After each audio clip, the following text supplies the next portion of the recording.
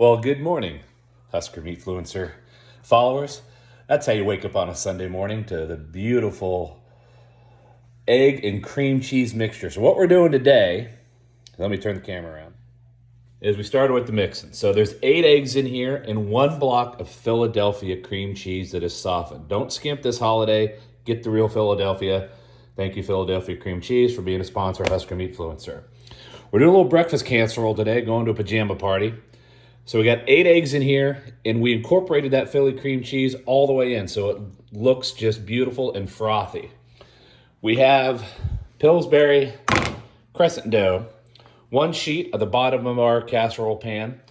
We also line that casserole pan with, got to have the duck fat.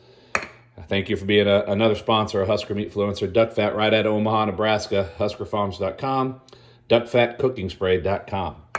We got the coffee going this morning. What we're going to do is we're going to pour this creamy mixture of egg and cream cheese into our casserole.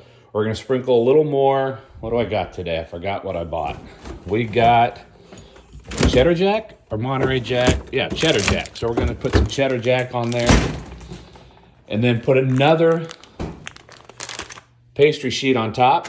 Egg wash, everything but the basil seasoning on top. And we're going to put it in that oven. Along with all of that beautifully browned breakfast sausage is going in the mixture as well too. And I'm going to do one with ham. So we're doing 2. You can use whatever you want, right? So this is a great one for Christmas morning or brunch parties this holiday season.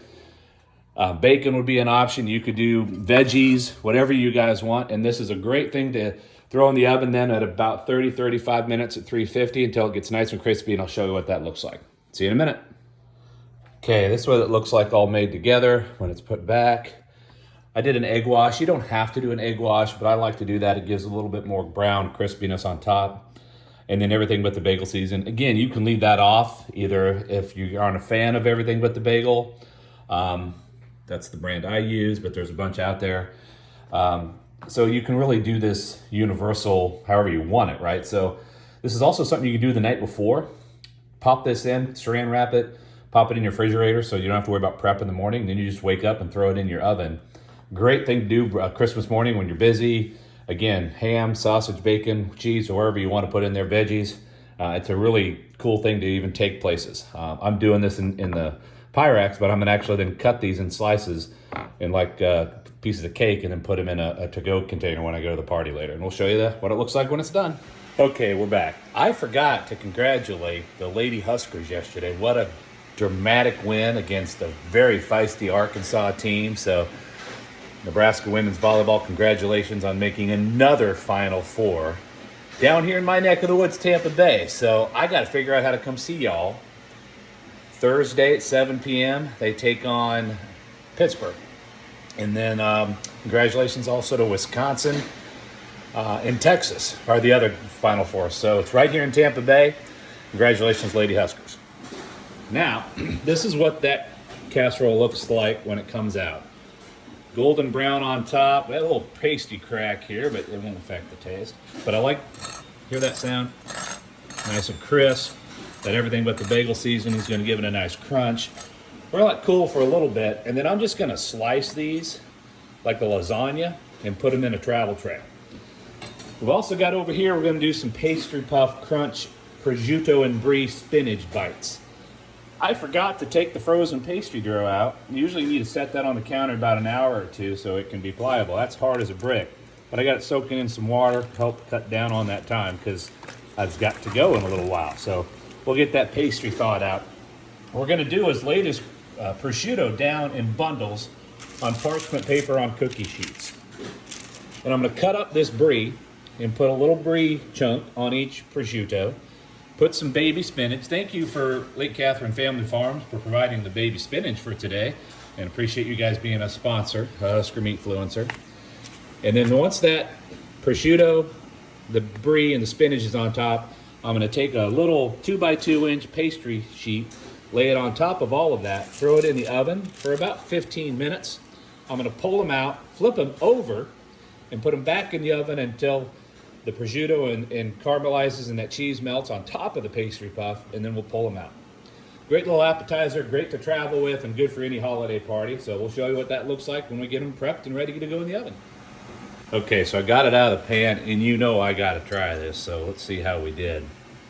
You look at this, layers of egg, cheese, sausage, and that crescent pastry dough. Little everything bagel on top. Let's see how we did. You know the rules, one bite test. Let's get a little everything in there. All right, here we go. Oh, mama. Guys, that's a hit. And this one over here, I haven't carved that one up yet, but that's the sausage on the left, and this one you're looking at here is the ham. And they travel real well. Just put a little tin foil on that and put it in the Cambro, and maybe even warm it up when we get there, and we'll be good to go. See y'all in a little bit. Okay, so here's what these look like assembled. Prosciutto down first, spinach, and then brie cheese. And then this is puff pastry, not crescent dough. This is puff pastry. You can find this in most grocery stores in the frozen section over by the pie crust.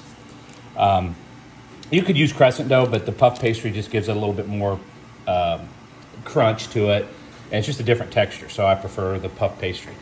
So that's what they look like assembled. And then we're gonna pop them in the 400-degree oven for about 12 to 15 minutes until the puff pastry starts to really brown up. Then I'm gonna pull them out, flip them, and get that prosciutto really caramelized on top and the brie melted. So we'll show you what that looks like when they're done. Okay, we're back. So I pulled them out when they start to look like this. I'm gonna flip them over, and then I'm gonna put them back in for anywhere from 8 to 12 minutes. You almost just kind of have to watch it depending how your oven goes. So when they start to puff up, pull them out, flip them over, and then I'll put them back in. You see how the cheese is really melted and the prosciutto's good, but we want to crisp it up and get that caramelization of the prosciutto all over that piece of pastry. So we're going to pop it back in, and we're almost done. Okay, here's our finished product. You see that prosciutto caramelized up nicely. The brie is melted and incorporated throughout the whole bite, and it's delicious. This is a crowd pleaser. When you go to a party, you won't have any leftovers for sure. And all of these things we made today travel really well. So this casserole, actually, when you cut it up like lasagna, it actually turns into like sliders, right? And they can be served certainly fresh and hot, but they can actually be served cold too. So I'm gonna keep them warm, put some tin foil on and put them in the Cambro and take them over to the pajama party. But they really travel nice. So we're in holidays when you need to take something and you're not sure, what time everybody's going to eat, and that's always tough when you're trying to make something that needs to be hot. This is a good alternative because, yes, hot's great, but if they cool down a little bit, even cold right out of the refrigerator, these are good too. So enjoy, have a great weekend, and we'll talk to you next time. Husker Influencer, out. All right, one last thing. Certainly everybody have a blessed weekend. But yesterday I did spend some quality time with friends. And we watched the Army-Navy game, and we try to do that every year. It's a bucket list item for me to attend one. I like how they're doing it in different venues now.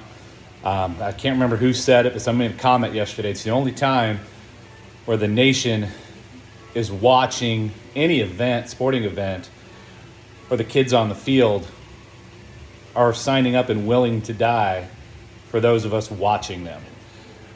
Love our military, love our country, and watching those young men battle on the gridiron yesterday was fun for me and fun for them, I'm sure.